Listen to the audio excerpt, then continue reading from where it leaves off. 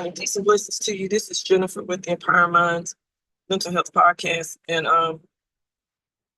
while it's on my mind, I want to share a few nuggets with you this morning. The first thing I want to talk about, and this is just my personal journey, not trying to project anything on anyone, but just want to share some benefits. So I have been fasting since January 5th. And since then, my number one, my spiritual health, my physical health, and my mental health have all improved.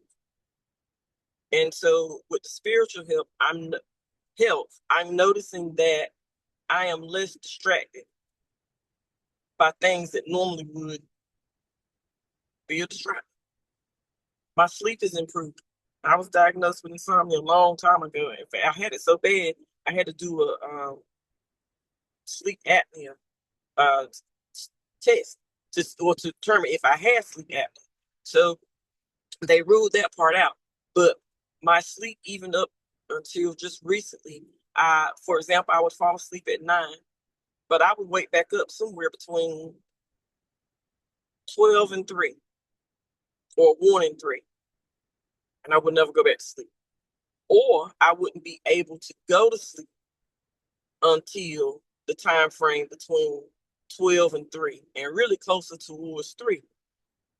And then I would have to be right back up at 6:15 to get my day started for work, or the physical part of work, I would say, actually going into the office, because those times that I couldn't sleep, I would be up working just random hours, 1, 2, 3 o'clock in the morning, right? And by fasting, I had started losing just a little bit of weight just before the full fast. So I've lost a total of 9 pounds, right? And so if that is something that you are interested in doing, especially for those who take medications, or you don't necessarily have to take medications, make sure that you reach out to your nutritionist or somebody on your medical team, your doctor, to see what fasting window may work best for you. Everybody's blood sugar levels and all that kind of stuff. All stuff, right?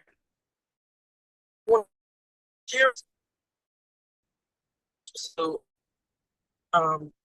Bishop G. Mitchell, December timeframe, later December, he started announcing to the members at FACC that, they were going to be going on this fast, 21 days. They were going to start January 5th. And the last Sunday that he talked about it, a lot of people, I'll just say they were delivered. I won't go into detail. Just had to be there. And so for those of you who really know me, y'all know I love to read. And so I had some books on my bookshelf that they were just a reminder. I hadn't read them because that's just not my genre of books anymore. Y'all know I love me some Carl Weber. And Carl Weber, he's a good writer, but his books, not all of them, but his books are about, it could be a variety of things that could be a distraction for me anyway. It could be about, that street life, and then you can read in between the lines. I ain't got to go into detail from there. Wild relationships, that type of stuff. And so, I would walk right by these books every day. I was seeing them, but then, like I said, I hadn't read the books probably since 2017, 19, somewhere between that era. But I remember looking at that Sunday when I got home. I said, you know what, this is a distraction, because I committed to, I was going to do this fast too, because I needed, I needed some change. And this will be the very time I actually pick up one of them books that I haven't read since Peter tried to walk on the water, and I'm going to mess myself up. So I had a old black grocery bag, and I took those books and tied them and put them in the bag, tied the bag up, and I was gonna put them in my garbage. I was like, you know what? No, because now, mind you, my trash can, it was empty. I had just washed my trash can, put a fresh black liner in there, dropped the books in there in a black plastic bag. And I said, you know what? This will be the very time the enemy will try to mess with me and say, go back in there and get them books and start reading. Because I'd already committed to doing the fast. So I said, oh, okay. Yeah, I'm going to nip this in the bud right now. I see where this going. I took them books and took them out, drove them down to the dumpster. So I wouldn't be tempted to pick up a book I hadn't read in I don't know how many years. So it was like when I did that, it was like I felt an immediate relief or an immediate, I felt like weight had been lifted off of me. So I was like, okay, yeah, this is going to be good. This was the start before the fast. I had to get rid of things that would typically be a distraction for me. So again, if that's something that you're interested in doing with fasting and whatnot, check in with your medical team. My fasting window is 12 to 8. And typically at 12, I'll start off with a protein power bowl that I use, Herbalife products. I have to take a picture and post it and show you guys on my the Empower Minds Mental Health podcast page. I have to show it to you so you'll know exactly what I'm talking about. But that one little bowl is so filling, so I might not eat again until 5, and because I'm drinking water and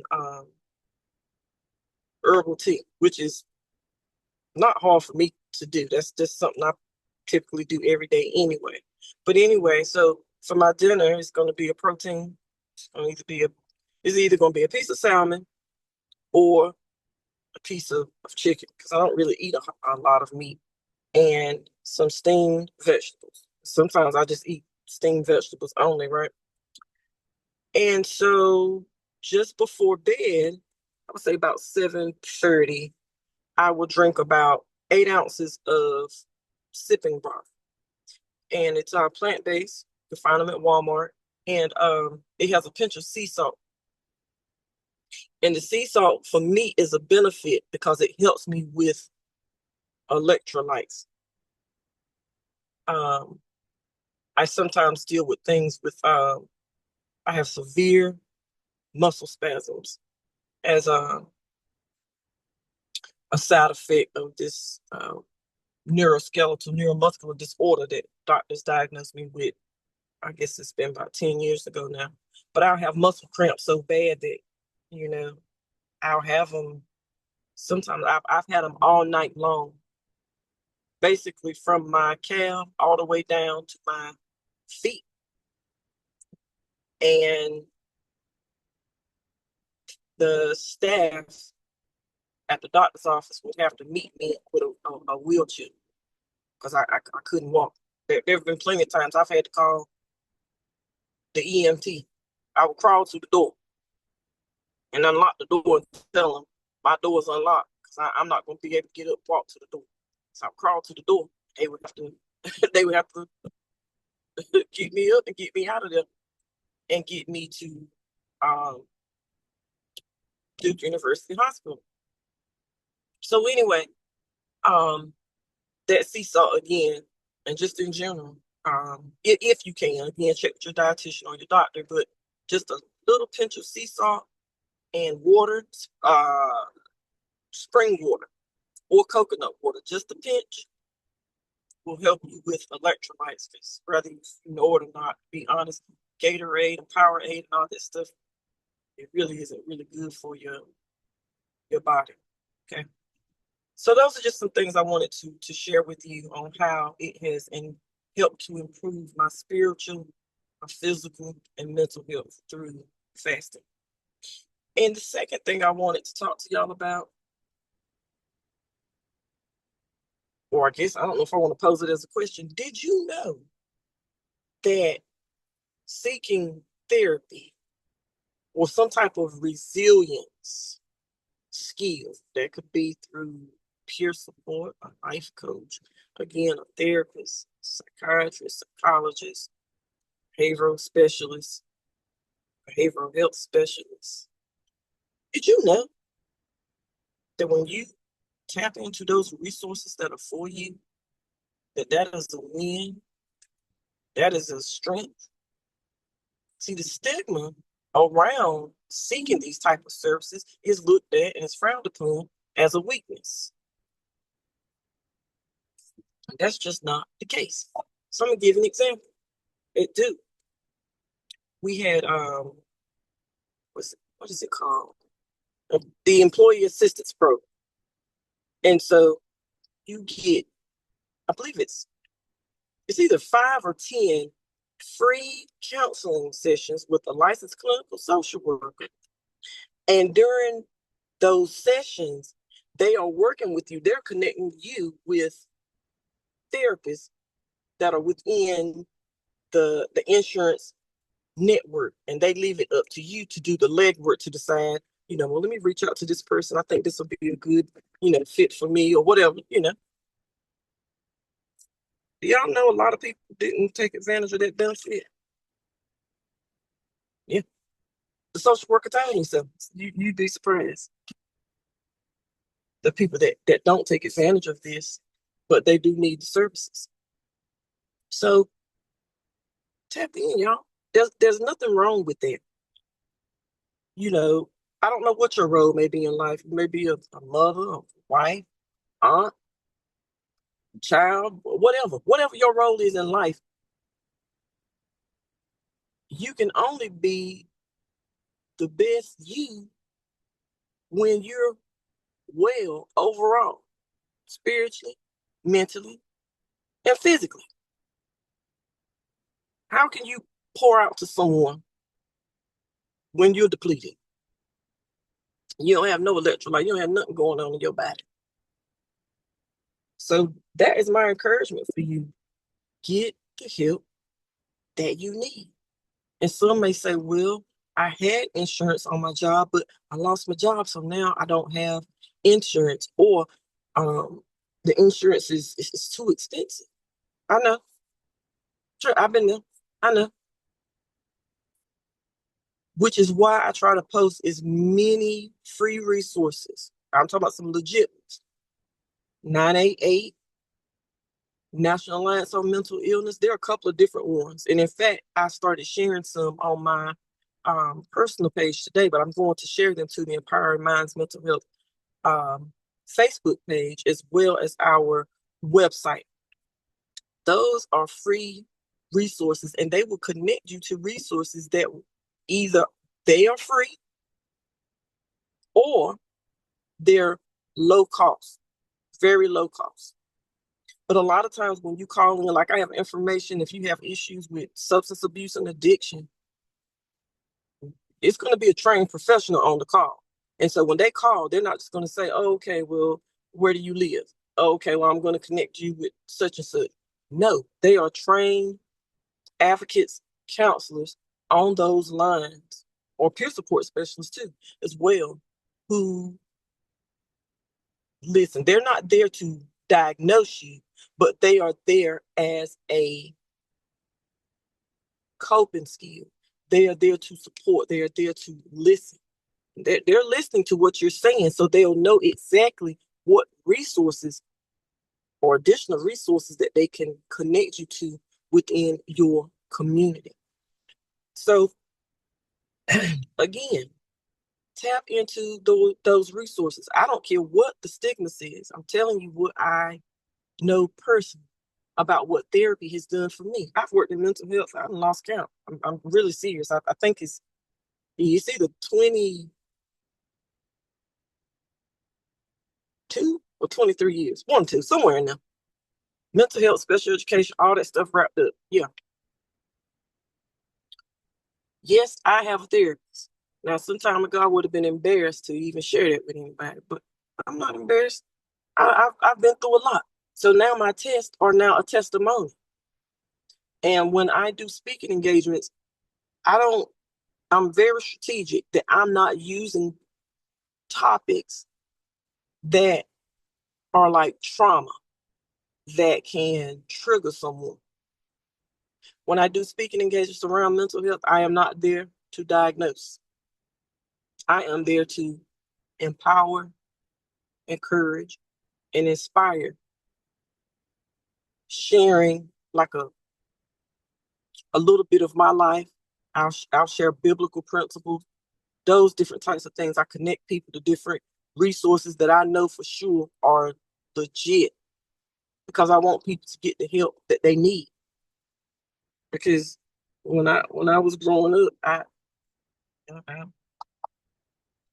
I was told to be quiet about the issues and the traumas and the different things that were going on that were happening to me as a young girl. I was told to be quiet by some adults because the adults were more worried about their image and what people would think. These people that were supposed to protect me.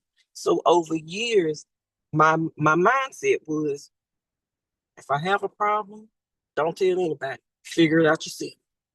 Pray to the Lord about it and go on about your business. That didn't turn out too well. People, they laugh when I say, it's all right for you to lay back on that couch or have a virtual session and talk to Jesus too. All of tying together. You may reach out to your pastor and say, hey, I need you to pray for me. Kind of going through such and such. Listen, there's nothing wrong with that. Implement it all so that you can build steps towards being resilient. Yeah, I'll reach out to my pastor right now and say, hey, I want you to pray with me on this. And that's that. So I have different pots of support. Now, do I have to always use all of those? No, because I've learned positive and effective coping skills I could pull for myself. If I reach out for support, I've done everything I know to do, and it's very seldom that I do, and I'm thankful because before, yeah, I can't say that was necessarily 100% the case, but I'm getting better every single day. And like I've been in the mental health field, I've been in there a long time. So when I tell people I have a therapist, they look at me like, what? Yeah, I have to, especially